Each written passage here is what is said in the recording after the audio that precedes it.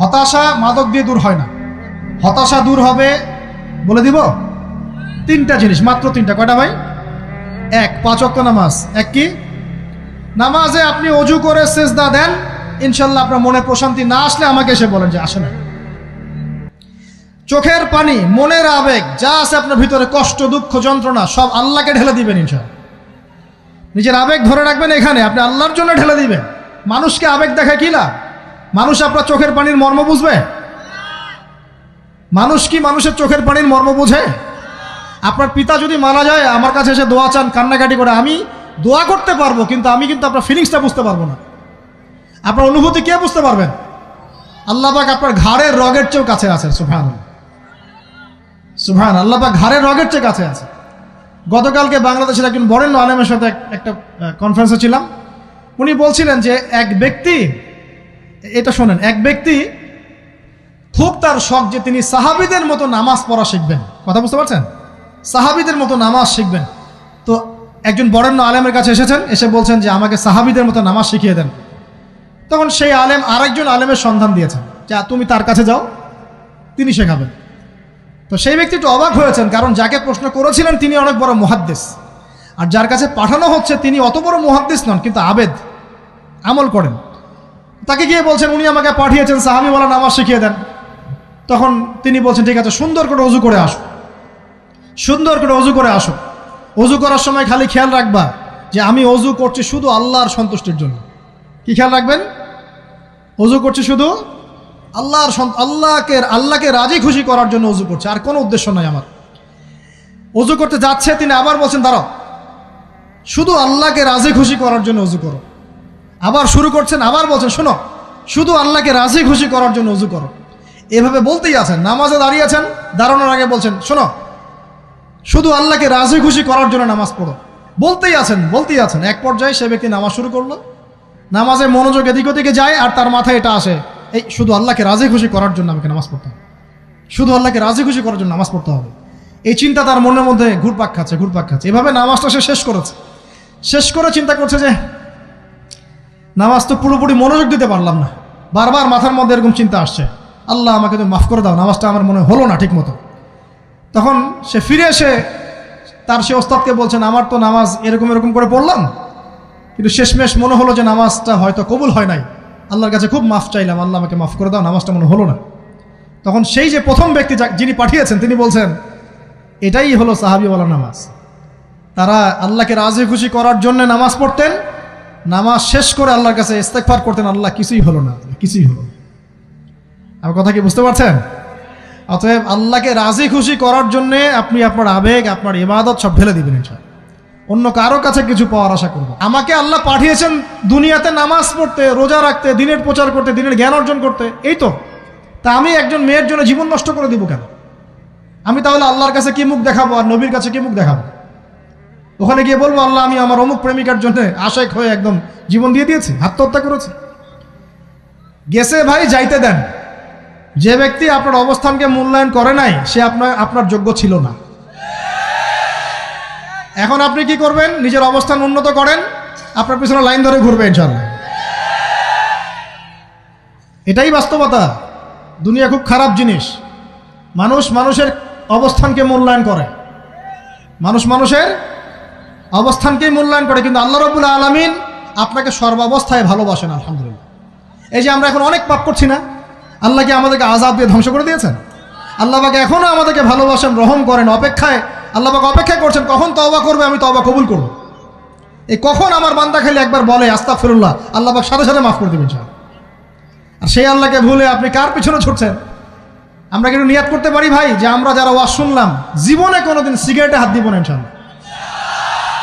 রাজি আছি ভাই? অন্য বড় বড় জিনিস তো বহুত দূরের কথা। আচ্ছা, অনেকে রাজি হয় নাই কেন? আপনারা কি অলরেডি আসক্ত? আমি অনেক ভাইকে দেখেছি মাশাআল্লাহ ইফতার খুলেই একদম বেনসন টানা শুরু করে। হ্যাঁ, এটা যে হারাম আপনাদের কেউ ওয়াজ করে শোনায় নাই? এটাকে কি মনে করেন আপনারা, হারাম না হালাল? কেউ বলেছে মাকরু, নাকি মাকরু ফতোয়া দিয়েছে? মাকরুহ শব্দের অর্থ জানেন আপনি? মাকরুহ শব্দের অর্থ কি একটু শোনেন। সূরা বনী ইসরাঈল খুলবেন। কোন সূরা? সূরা বনী ইসরাঈল আল্লাহ পাক বলছেন, আমি বনু ইসরাঈলকে এই কাজগুলো করতে নিষেধ করেছিলাম। কোন কোন কাজ? জেনা করো না, জেনার ধার কাছে যেও না, এতিমের মাল আত্মসাৎ করো না, শিরিক করো না ইত্যাদি। যারা আলেম আছেন তারা আমার কথা বুঝবেন। এই কাজগুলোর পরে আল্লাহ পাক বলছেন যে এই প্রত্যেকটা কাজ আল্লাহর কাছে মাকরুহ, অপছন্দের। কিসের? অপছন্দ।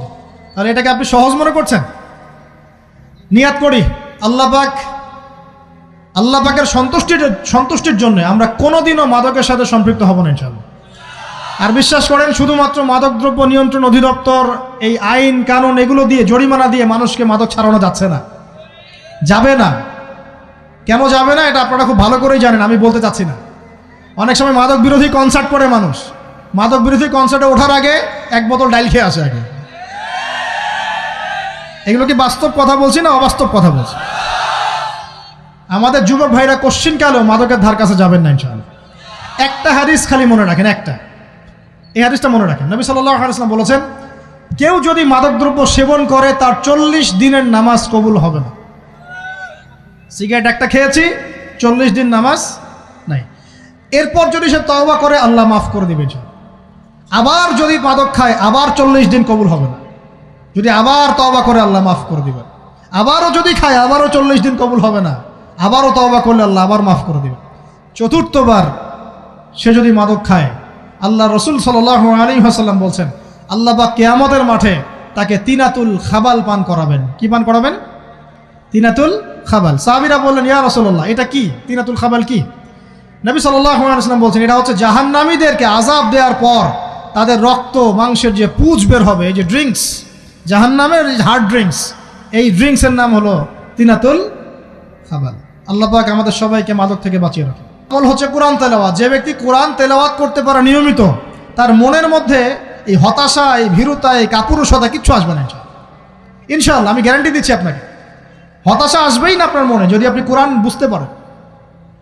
কোরআনের একটা আয়াত নিয়ে কোনো সময় দেখা যায় 2-3 ঘন্টা সময় পার হয়ে যাচ্ছে, আয়াতটা ছেড়ে সামনে যেতে পারছি না। কোরআনের ভিতরে ঢুকলে আপনি দুনিয়ায় ভুলে যাবেন কি হচ্ছে আশপাশে। আমি এমন অনেক আলেমকে দেখেছি যে একটা বই, পাতলা একটা বই, আরবি বই নিয়ে পড়া শুরু করেছেন, ওই যে ফজরের পরে জোহরের ওয়াক্ত হয়ে যাচ্ছে, বইটাই শেষ করতে পারেননি। বুঝতে পারবেন না, যখন আপনি ইলমের ভিতরে ঢুকে যাবেন, কোরআনের ভিতরে, হাদিসের ভিতরে, আপনার দুনিয়ার খেয়ালই নাই। একজন আলেম, তিনি এক রাত্রে একটা বই লিখেছিলেন, চটি বই, এক রাত্রের মধ্যে। বলা হচ্ছে, তার সম্পর্কে বলা হচ্ছে যে রাতের খাবার তাকে দেয়া হয়েছে যে আপনি এটা খেয়ে নেন। তো সে খাবারটা পাশেই আছে,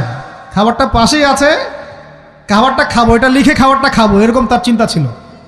ফজর হয়ে গেছে, বই লেখাও শেষ, খাবার এই অবস্থায় পড়ে আছে, ডুবে গেছেন ভিতরে, খাওয়ার মাথায় তার খেয়াল নাই। এরকম হয়। একজন মনীষী, বিখ্যাত মনীষী, রিয়াদুস সালেহীন কিতাবের রাইটার, সংকলক আল্লামা নববী রাহিমাহুল্লাহ, এরকম সারা রাত চলে গেছে, পাশে 2টা খেজুর, ওই 2টা খেজুর খাওয়ারই সময় পান। হাদিস নিয়ে গবেষণা করতে রাত পার হয়ে গেছে। আমি বলতে চাচ্ছি, যখন ইলমের ভিতরে, কোরআন হাদিসের ভিতরে ঢুকে যাবেন, আপনার দুনিয়ার খেয়াল আপনার চলে যাবে ইনশাআল্লাহ। এই টেনশন, হতাশা, এই সেই বাদ, তখনই আল্লাহ পাক আপনাকে তার পক্ষ থেকে রহমত দিবেন, বরকত দিবেন, আল্লাহ আপনার দুনিয়ার কাজগুলো করে দিবেন ইনশাআল্লাহ। তখন দেখবেন কেউ আপনার দুনিয়ার ওই কাজটা করে দিয়েছে, কেউ ওই কাজটা করে দিয়েছে, কেউ বাসায় খাবার পাঠিয়ে দিয়েছে, আল্লাহ পাকই এগুলো করাই দিবেন ইনশাআল্লাহ। তো প্রিয় ভাইরা, মাদকে যাব না আল্লাহর কাছে আসবো?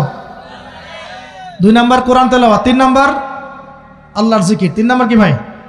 আল্লাহর জিকির। চলতে ফিরতে সব সময় মুখ চলতে থাকবে, মুখ না চললেও মনে মনে মন তাজা থাকবে, মনে মনে জিকির হতে থাকবে। মনে মনে জিকির করতে পারেন? মুখ নড়বে না, কিন্তু মনে মনে আপনার একটা জিকির হতে থাকবে, সুবহানাল্লাহ ওয়া আলহামদুলিল্লাহ, লা ইলাহা ইল্লাল্লাহ, আল্লাহু আকবার। পারা যাবে?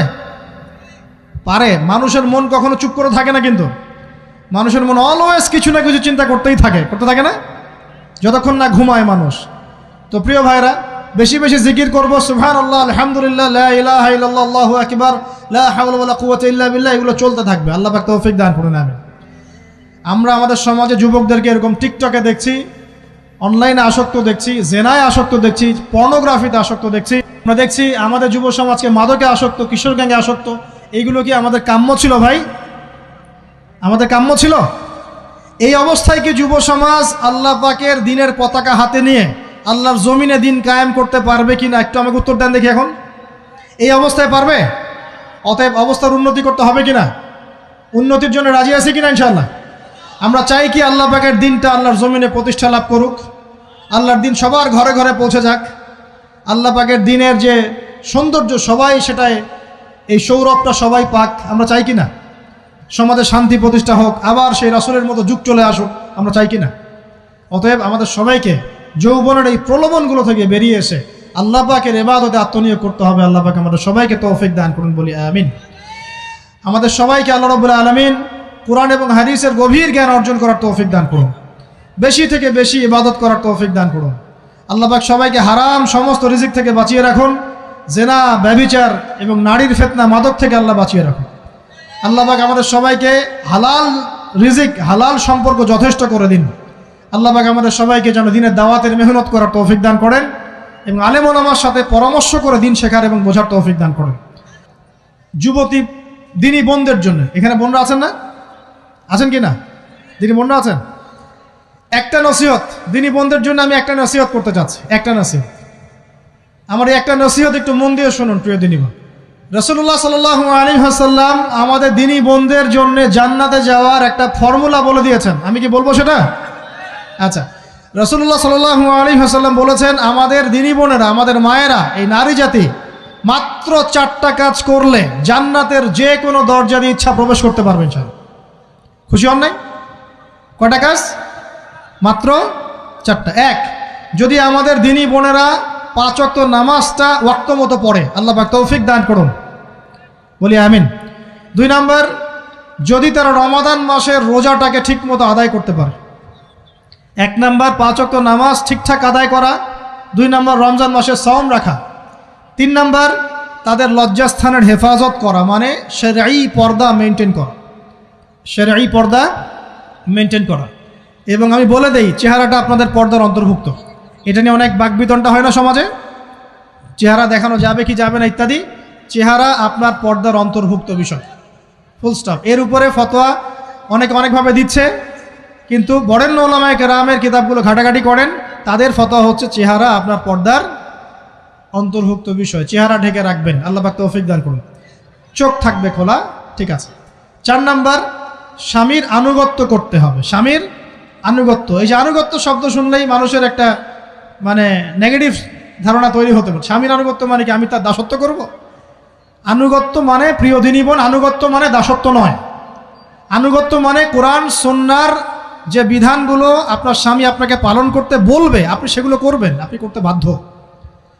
কিন্তু স্বামী যদি কোরআন সুন্নাহর বাইরে কিছু করতে বলে, সেটা মানতে আপনি বাধ্য নন।